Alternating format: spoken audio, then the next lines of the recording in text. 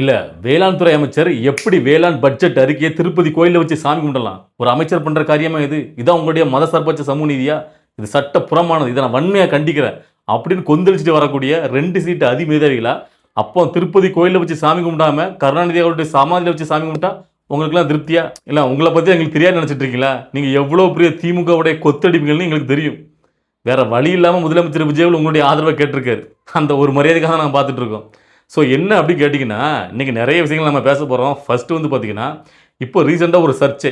என்ன கேட்டிங்கன்னா, வேளாண் துறை அமைச்சர் வினோத் இருக்கார்ல, அவர் வந்து பார்த்தீங்கன்னா, இப்போ ஆகஸ்ட் 6ஆம் தேதி இந்த பட்ஜெட் தாக்கல் நடக்க போகுது. அதில அவர் வேளாண் துறை பட்ஜெட் வந்து தாக்கல் பண்ண போறாரு. அதுக்கு முன்னாடி அந்த தயார் பண்ண அறிக்கைய அவருக்கு வந்து பார்த்தீங்கன்னா, ஒரு கடவுள் நம்பிக்கை. எப்படி வந்து பார்த்தீங்கன்னா, நம்ம ஒரு எக்ஸாம் எழுத போறோம் அப்படின்னா, அதுக்கு முன்னாடி சாமி கிட்ட ஒரு வேண்டுதல் வைக்கிற மாரி, அவர் வந்து பார்த்தீங்கன்னா, திருப்பதி கோயில்ல வச்சு அந்த பட்ஜெட்ட வந்து சாமி கும்பிட்டு எடுத்துட்டு வந்திருக்காரு. இப்போ இதுக்கு தான் உட்காந்துக்கிட்டு திமுக கட்சிகள் பயங்கரமா எதிர்ப்பு, நாம் தமிழ் கட்சி அந்த நல்ல கைகளும் கதறுது, அதெல்லாம் விடுங்க.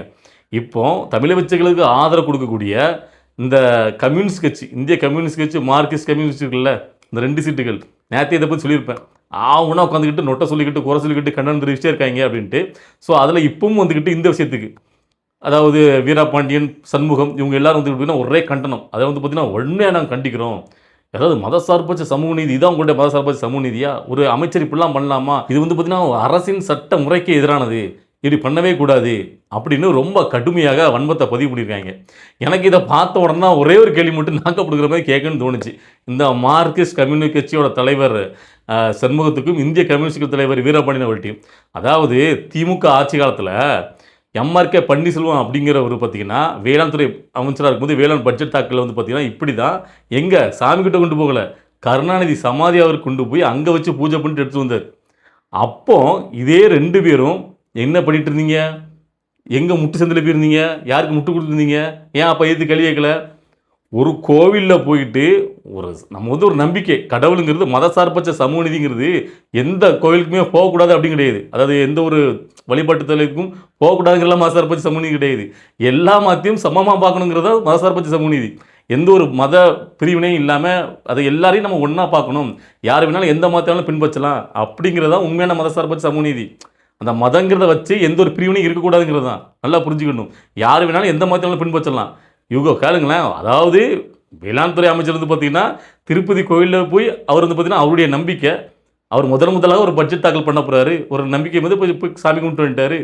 அப்போ அது தப்புனா அது வந்து பார்த்தீங்கன்னா பெரிய குற்றமாக பாக்கினா கருணாநிதி அவர்கிட்ட போய் சமாதியை வச்சு கும்பிடலாமா?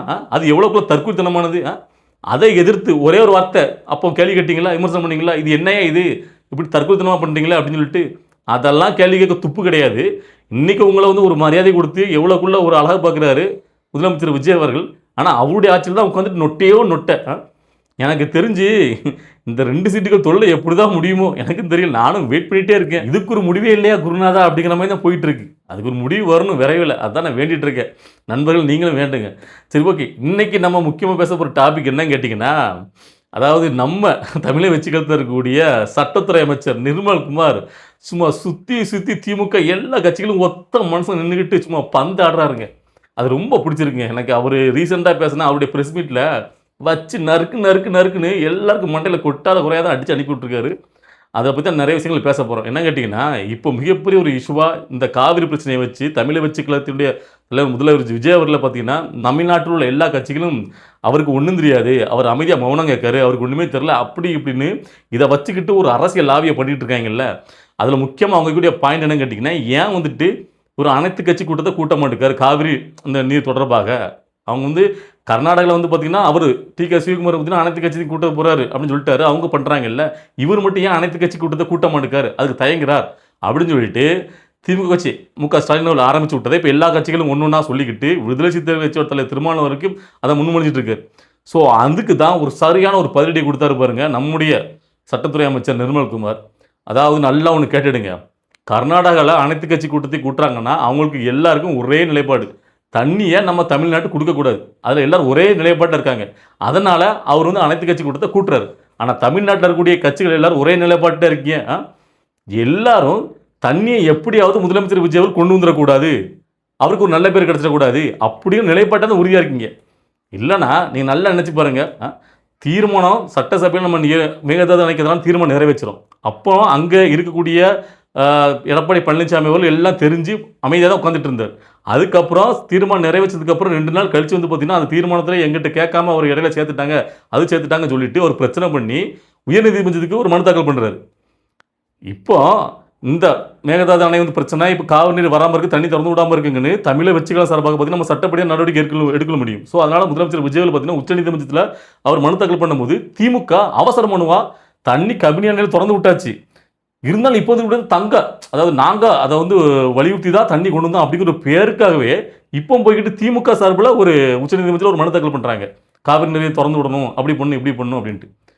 அதாவது ஒரு பக்கம் இருந்து எத்தனை பேர் ஒவ்வொரு விதமாக நீங்கள் செயல்படுறீங்க அப்படின்னா அப்போ எப்படி எல்லாருடைய மனநிலையும் இப்போ என்னன்னு கேட்டிங்கன்னா, இந்த பிரச்சனையில் முதலமைச்சர் விஜய் அவர்கள் இந்த பிரச்சனையை சால்வ் பண்ணி தண்ணியை நம்மளுக்கு நல்லபடியாக கொண்டு வந்துடக்கூடாது அப்படிங்கிறது தான் மாறி மாறி உங்களுடைய பொறாமை போட்டி தான் தெரியுது.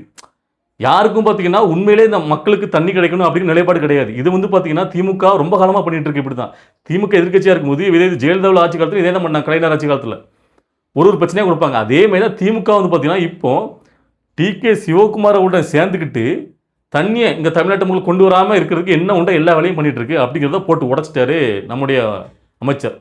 அதில் தெளிவானு சொல்கிறாரு. அதாவது டிகே சிவகுமார் காங்கிரஸோடைய பேச்சை கேட்கறதோடையும் இங்கே இருக்கக்கூடிய முக ஸ்டாலினோடைய பேச்சை தான் கேட்காரு. நிறைய அவங்களுக்குள்ள பார்த்தீங்கன்னா அண்டர் கிரவுண்ட் டீலிங் இருக்குது. ஏன்னு கேட்டிங்கன்னா அதுக்கு ஒரு எக்ஸாம்பிளே சொல்கிறேன். அதாவது இப்போ வந்து பார்த்தீங்கன்னா நம்முடைய எம்எல்ஏக்கள் தமிழை வச்சு கலத்துடைய எம்எல்ஏக்களை பேரம் பேசுகிற ஒரு விஷயம் சர்ச்சையாகி இப்போ பார்த்தீங்கன்னா அது வழக்கு திறந்துருக்குல்ல, அதில் நிறைய இடங்கள் வந்து பணம் அதிகமாக வந்தது எங்கேருந்து கேட்டிங்கன்னா பெங்களூர்லேருந்து தான். பெங்களூரில் மட்டும் எப்படி அவ்வளோ பாதுகாப்பாக பணத்தை வைக்க முடியுது, எப்படி சேஃபாக இங்கே அனுப்பி விட்றாங்க. அப்போ அது யாரோட அங்கே டீலிங் இருக்குன்னு நீங்களே இதோட மூலம் புரிஞ்சுக்கலாம். ஸோ டிகே சிவகுமாருக்கும் ஸ்டாலின் அவருக்கும் படுபயங்கரமான நெருக்கம் இருக்குது. அதன் மூலமாக தண்ணியை திறந்து விடக்கூடாதுங்கிறக்காண்டி இவரே அழுத்தம் கொடுக்காரு. ஏன்னா இது வந்து தண்ணி திறந்து விட்டாங்கன்னா இது வந்து முதலமைச்சர் விஜய் அவர்களுக்கு பார்த்தீங்கன்னா நல்ல பேர் கிடச்சோம்ல, அதை கெடுக்கிறதுக்காக இவங்க பண்ணுறாங்க. மக்களை பற்றி கொஞ்சம் கூட சிந்திக்கல, மக்களை பற்றி அவங்க வாழ்வாதாரம் இவ்வளோக்குள்ள கஷ்டப்படுவாங்க அதை பற்றிலாம் இவ்வளோ கவலைப்படலை. இவரை பொறுத்த வரைக்கும் தங்களுடைய ஆட்சி இல்லை, முதலமைச்சர் ஆட்சி இருக்காது கெடுக்கணும் அப்படிங்கிறது என்னுடைய நோக்கமாக இருக்குது. ஸோ இப்படி இருக்க சூழ்நிலை எப்படி இருந்து பார்த்தீங்கன்னா எல்லா கட்சியும் கூட்டி நாங்கள் வந்து அனைத்து கட்சி கூட்ட முடியும், கூட்டி என்ன பிரயோஜனம்? உண்மையிலே சூப்பர் 100% சரியான ஒரு பதிலடி. நான் வந்துட்டு சட்டத்துறை அமைச்சர் நிர்மல்குமாரை அவர் வாழ்த்துறேன். சரியாக போட்டு உடைச்சாரு. சும்மா வந்து அனைத்து கட்சி கொடுத்தீங்கன்னா அவங்க சைடில் தண்ணி கொடுக்கக்கூடாதுங்கிறதுல உறுதியாக இருக்காங்க. இங்கே இருக்கிற அவ்வளோ பேர் தண்ணி வரணுங்கிறதுல உறுதியாக இருக்காங்களா? கிடையாது. அதாவது தண்ணி வந்துச்சுன்னா இவர் நல்ல பேர் வாங்கிடுவார்ல. முதலமைச்சர் விஜய்க்கு ஒரு தினம் ஒரு நல்ல பேர் கிடைச்சி அது கிடைக்கூடாது, மக்கள் அதனால் கஷ்டப்பட்டாலும் பரவாயில்ல, இந்த ஆட்சியை வந்து கவிழ்க்கணும், இந்த ஆட்சியை கெட்ட பேர் வரணும், இதில் தான் குறிக்கோளாக இருக்காங்க. இல்லை நான் சொல்கிறேன், ஆட்சியில் இருக்கிறது யார்? தமிழை வெற்றி கழகம் முறைப்படி தண்ணி தரக்கிறதுக்கு நம்ம உச்சநீதிமன்ற நாடி நம்ம மனு தாக்கல் பண்ணால் அவசரமாக திமுக போயிட்டு ஒரு மனு தாக்கல் பண்ணுறீங்கன்னா ஒன்றுக்கு மேற்பட்ட அதிமுக ஒரு பக்கம் வந்து பார்த்தீங்கன்னா ஒரு இந்த மேகதாது அணை தீர்மானத்தை எடுத்து ஒரு வழக்கு இப்படி மாறி மாறி சண்டை போட்டால் எப்படி வந்து பார்த்தீங்கன்னா இவங்களாம் வச்சுக்கிட்டு நம்ம ஒரு கூட்டத்தை கூட்டி எதுக்கு பிரயோஜனமே கிடையாது. ஸோ சரியான அடி நிறைய மக்களுக்கு தெரிய மாட்டேங்குது. நம்ம இதை போய் கொண்டு போய் சேர்க்கணும் மக்கள்கிட்ட. அதாவது இவங்க எல்லாரும் பார்த்தீங்கன்னா உண்மையிலேயே இந்த மக்கள் மேலே அக்கறை கொண்டு யாரை பற்றி நல்ல எண்ணத்திலே கிடையாது. முதலமைச்சர் விஜய் அவர்கள் ஆட்சிக்கு வந்துட்டார், அவர் எப்படி இந்த மக்கள்கிட்ட கெட்ட பேர் வாங்கலாம், அவர் கெட்ட பேர் வாங்க வைக்கலாம், ஸோ அதுக்கு நம்ம என்னெல்லாம் நம்மளால் முடிஞ்சதை எப்படியாவது பண்ணுவோம் அப்படிங்கிறத குறிக்கோளாக இருக்காங்க. கர்நாடகாலையும் டிகே சிவகுமார் முதல் முறையாக முதலமைச்சர் இருக்கார். ஆனால் அந்த மக்கள் வந்து பார்த்தீங்கன்னா எப்படினாலும் நம்ம எல்லோரும் ஒற்றுமையாக இருக்கணும், தண்ணி கொடுக்கக்கூடாது அப்படிங்கிற உறுதியாக இருக்காங்க. நீங்கள் எல்லாரும் அப்படியே இருக்கீங்க. அப்படி ஒன்றா தான் என்றைக்கும் வந்து நாடு தமிழ்நாடு முன்னேறி இருக்குமே. அந்த புத்தி ஒரு பேருக்கும் கிடையாது. முழுக்க உட்காந்துக்கிட்டு எப்படி இவங்க ஆட்சியை குறை சொல்லலாம், எப்படி வந்து அதாவது அடுத்தவங்கள்ட்ட விட்டு கொடுத்தாலும் பரவாயில்லன்னு நினைக்காங்க. அதாவது இதுதான் அந்த நண்டு கதை தான். தமிழ்நாட்டில் முழுக்க ஒரு நண்டு கதை தான் சொல்லுவாங்கல்ல, ஒரு நண்டு மேலே ஒரு நண்டு கால் எடுத்து போடணும். அப்படி தான் மக்களுக்கு பாவம் விவசாயிகளுக்கு தண்ணி கிடைக்கலையே அதை பற்றி கவலை கிடையாது. சும்மா வந்து பார்த்தீங்கன்னா ஒரு படம் போடுறாங்க. நேற்று ஒரு கட்சி போட்டுச்சுல்ல தேமுதிக, கர்நாடகா எல்லையில் போயிட்டு பார்டரில் போயிட்டு ஒரு படம், அவள் கர்நாடக மொழியிலேயே பேசுகிறாங்களாம். சிரிப்பு தான் வந்துச்சு எனக்கு.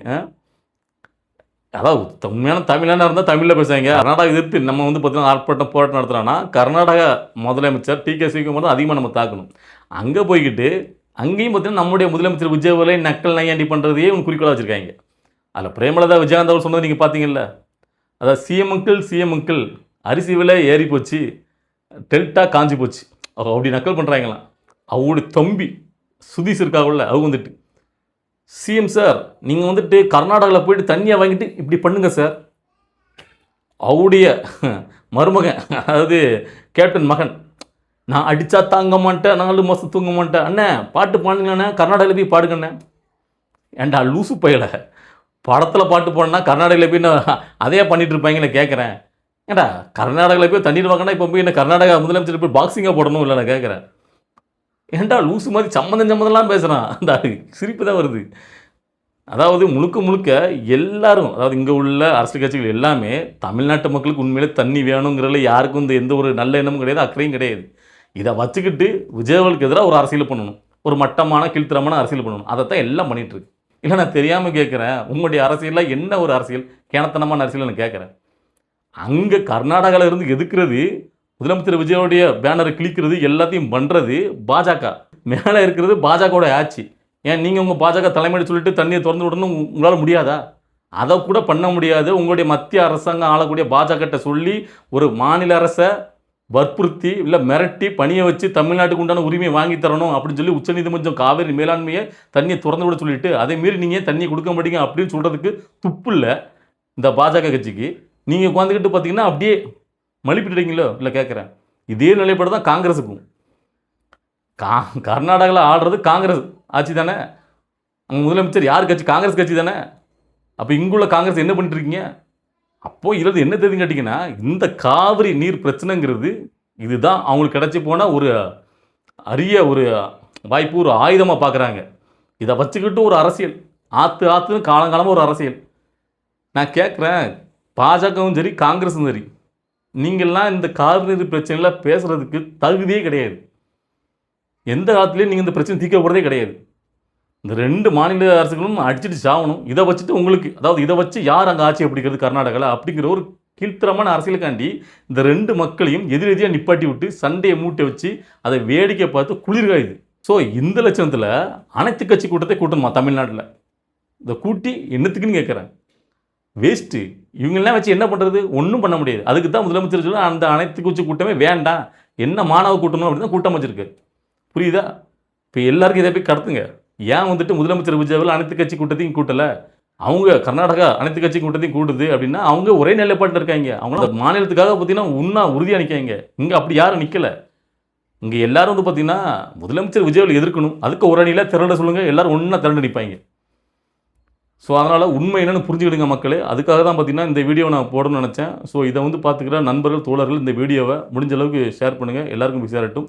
ஸோ உங்களுடைய கருத்துக்கள் ஏதாவது சரி கமெண்டில் பதிவு பண்ணுங்கள். அடுத்தடுத்த கட்ட அரசியல் நிகழ்வை பார்த்து நம்முடைய வீடியோ வரும். வெயிட் பண்ணுங்கள்.